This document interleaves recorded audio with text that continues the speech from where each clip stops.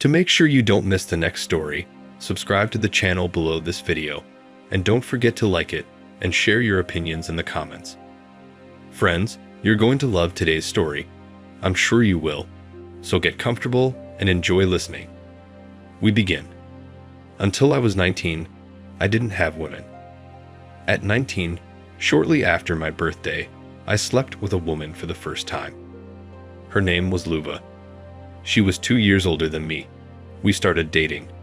Luba was a typical girl of easy virtue. Almost every day she drank, played around, cheated on me with everyone. She didn't even miss my friends. It was a ridiculous affair. At manias, I will attach what kept me near her for almost 3 months. After another, rather cynical cheating on her with my neighbor, I broke off relations with her. There were horrible tantrums on her part, tears, requests, and pleas. But except for disgust, my first woman did not cause me anything. In general, with difficulty, we parted. Soon after parting with Luba, I met my first love, Olga. I changed my name. Our acquaintance was unnatural and atypical. There is a type of girl who sleeps with everyone. Not by choice, but by compulsion. Olga slept with a boy when she was 14. She thought it was love. The boy, naturally, didn't love her. He bragged to a friend. The friend wanted to sleep with her too. They tricked her into it. They bragged to others. They wanted to do it too. In the long run, they tricked and threatened her and forced her to sleep with the rest of the group. Then they got fed up with Olga and handed her over to another company, and she began to go around. And it went on like that for 2 years. By that time, rumors about her dependability had spread far beyond her company. Almost our whole little town knew about her. My friend and I got to know her. We got to know her, invited her to my house, and slept with her, both of us. We didn't even talk her into it. Soon my friend went back to his girlfriend, and Olga and I stayed alone with her all night. And as it happened, that night, you won't believe it, but that night we fell in love with each other. Yeah, I knew she was a whore. I knew our love wasn't real. I knew it wasn't real. I knew it shouldn't be, but love is love. We fell in love, that's all. And nothing else mattered. At first everyone laughed at me, made fun of me. Her former lovers stepped up, looking for meetings with her. But we somehow fought it. We loved each other madly. We decided to get married and have children. We spent 9 happy months together. It hurt me, of course, to remember her past. It hurt to see every day her lovers meeting on the street. I was a romantic back then, but the pain was dulling, love was taking over. The first betrayal from her side happened 9 months after our first meeting. All this time, Olga lived with me, but then suddenly she made up with her parents, and without saying a word to me, she left the city with them for Moscow. Just one day I came home and she was gone. A month later, I found out that Olga was pregnant. She wrote to me herself. I went to fetch her. I would have gone right away, but I didn't have any money for the trip. It was the early 1990s and cash was scarce. I had to go from the Far East to the capital. As soon as I earned the money I needed, I went and brought it back.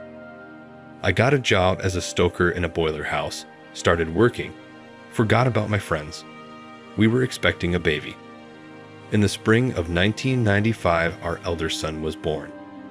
2 months after his birth, we moved to Moscow to live with Olga's parents. I got a job at a big construction site as a fitter. I was paid well.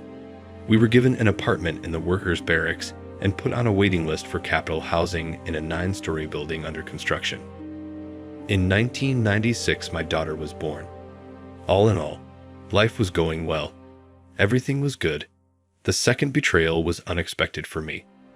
I was working on a rotational basis in Kashira, but we lived in Kolomna. One day, they let me off work 2 days early.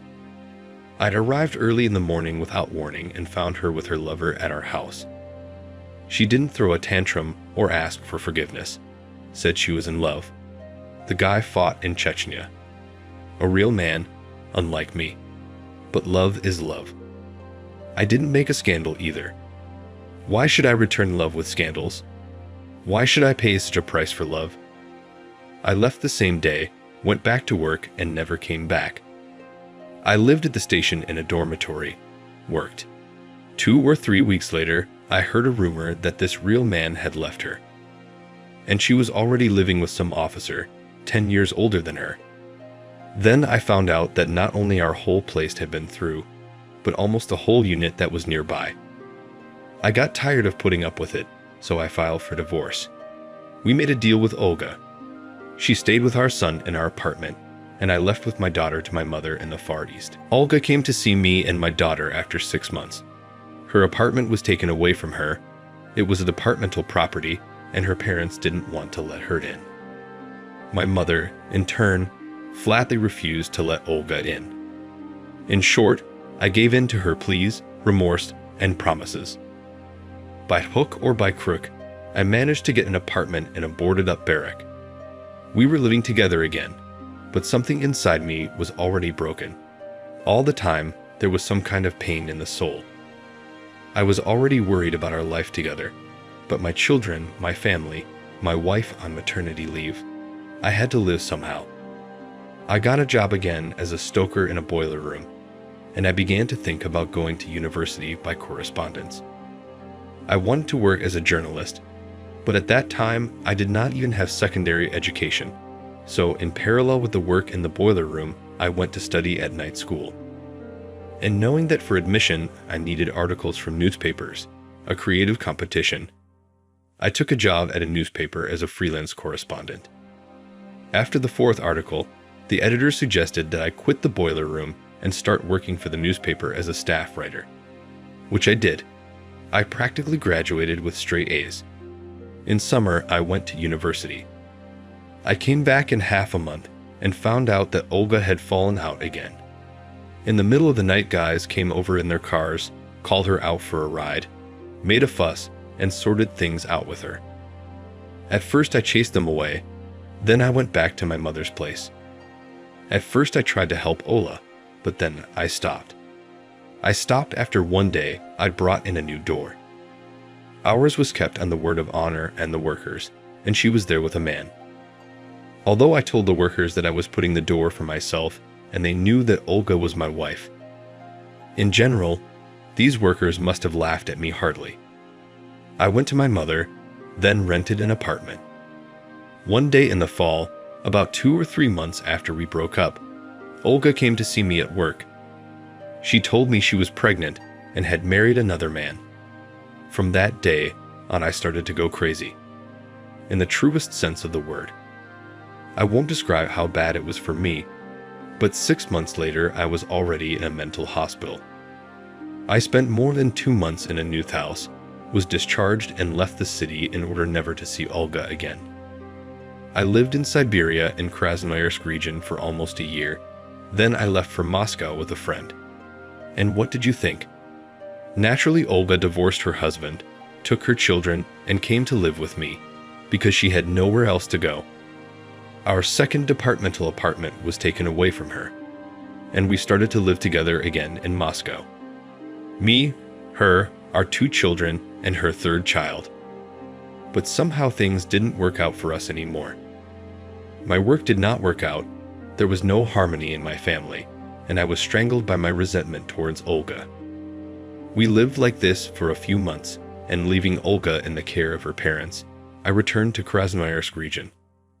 I worked at a newspaper, studied at the university by correspondence, and then again a metamorphosis.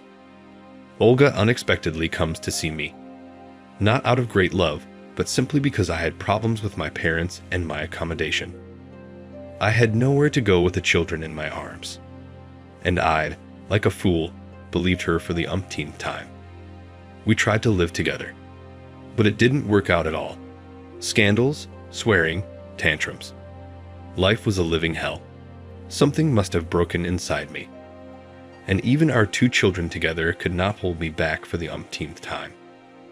In 2002, deep in the fall, Olga and I parted ways once again. I returned to my hometown in the Far East. It was a turning point. I no longer had any regrets. I no longer loved anyone. I no longer wanted anyone. I got a job again as a stoker in a municipal boiler house. They gave me a place to live. I made good money. I had enough to live on. A year later, I went to the university. I reached the 3rd year. I went to see my children. Olga went somewhere. She hadn't been home for 3 weeks by then. The kids were with strangers.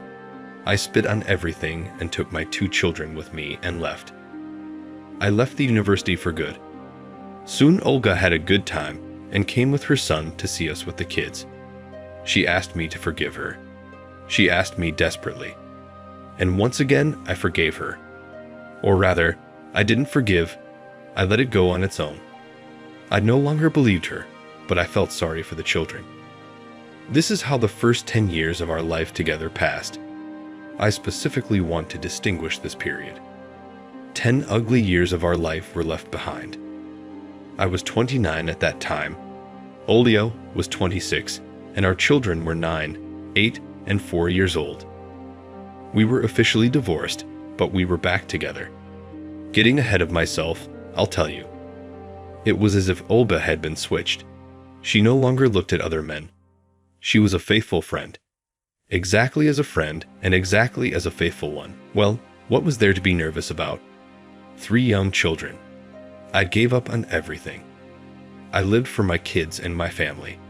I told Olga right away, "We'll live together until you go on another binge." I didn't have the illusion anymore. I worked as a stoker, Olga as a janitor. One day, I had the idea to open a company. Olga supported me, we took out a few loans, and the business went ahead. Since 2006 and up to now, the firm has been flourishing. We got a good deal of money. From time to time, I even started to meet prostitutes when I was on a business trip. I'm writing about this on purpose, so you won't think I'm a saint. I didn't give a damn about anything. I knew that Olga and I would break up. I just knew. I was tired of playing it by then. The role of the faithful husband of a sucker. I didn't say anything to Olga, of course. All in all, everything was fine. The kids were growing up, the firm was thriving. Olga was a faithful friend and companion in the company. The firm was run by the 2 of them.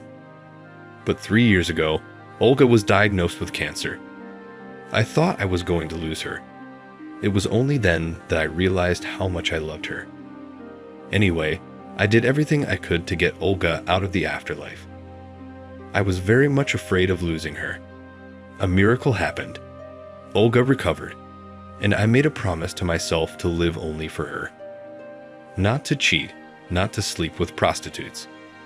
To forget all the past offenses and to live for the sake of my beloved. I forgave her, and I forgot all the bad things. You'd think this would be it. A happy ending. But it wasn't. One winter, 12 to 13 years, Olga began to move away from me internally. We started having scandals over nothing, and a lot of time began to be spent on the internet. We almost stopped sleeping together. I began to be afraid that Olga might take advantage of me again. One day in a confidential conversation, I told her, "Just do not cheat on me. Don't make a lift out of it. If you want a change in sex, new sensations, then let's meet like swingers meet, together, or let's man, woman, man." I understood that she hadn't had any other men in 10 years. That she was probably bored with me. She said that if she wanted something like that, she would tell me. But she would not cheat. And so, on March 14 of that year, Olga went to a friend until 9 p.m. I let her go. Why not? She came not at 9, but at 12 a.m. She came cheerful and excited. Immediately she lay down and fell asleep. I couldn't sleep. I sat in my room and smelled another man's toilet water. I had my doubts. In the first life, I got into her phone, found a text message from the cab company. Her cab wasn't picking her up from the street where her friend lived, but from a completely different one. In the morning, I took Olga's conversation. While she was sleepy and not thinking clearly, I said that she had not been to her friend's house, but had seen her on such and such a street with a man. Olga admitted that yes, she had met a man. I asked why. What was missing? She said she had wanted to try BDSM for a long time. I asked if she liked it. Olga replied that yes, she did. I congratulated her on these, told her I was leaving. We parted. Olga didn't even begin to ask for forgiveness then. She just went off to work. I trusted her in recent years, especially after she almost died of cancer. I knew her passwords and email accounts, created them myself at her request, but then I decided to break in. Hacked into her email account, found out she was registered on a BDSM site. Hacked into her profile. Turned out she had been actively looking for a sadistic lover for 3 months. There was a bunch of virtual correspondence where she was being humiliated and put down. It was clear from her that she had been communicating both on the web and on the phone. She was looking for a guy for a long time because the town was small and there was no one from our town. Well, a sadist from our town registered there, and they met. And, in fact, after that meeting I caught them. She was quite active on this site. She complained that her husband, I mean me, she is quite pradavayashi. She complained that the subject corrodes from the inside and she looks at every man, whether he is sadistic or not. Just don't think I'm some kind of prude in this business. I've offered to play BDSM with her myself. I wanted to and liked such fantasies, but to play for a change. She, on the other hand, apparently needed to get into it headfirst, or she just wanted to do it not with me. I don't know, and it doesn't matter anymore. Now Olga since spring, it's like she's been switched again. Tantrums, tears.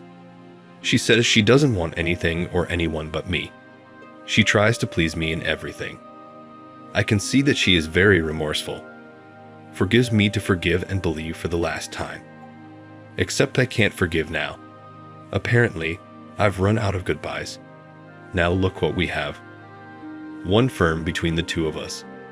Loans are $2 million in debt. Older children, students study in another city and need to support. Apartment, 2 dogs, a car, a bunch of stuff together. I am 39, Olga is 36, my kids are 18, 17, 14. And we have 20 years of life together behind us. And we have to give it all up. Because I can't live with her anymore. Psychologically, I can't live with her anymore. I'm sick of being cheated on. For the last 10 years, I thought I was fixed. But no, we're in the middle of a divorce. As soon as I'm done with the firm and the loans in 2 months, I'll leave. I'll leave everything to her. I'm going nowhere. No apartment, no family. I probably won't be able to go anywhere. Such a ridiculous life.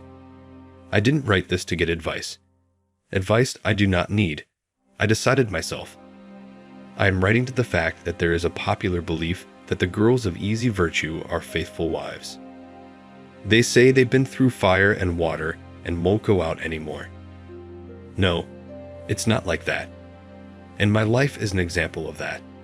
That's why I say don't marry girls of easy virtue. Look for normal women. I'm not being slanderous, I'm just warning the young. Such is the story. Share in the comments what you think of this situation and the behavior of the characters. And thank you for listening to the story to the end. Don't forget to subscribe to the channel. And make sure you like this video. This will help you a lot in promoting the channel. Have a nice day.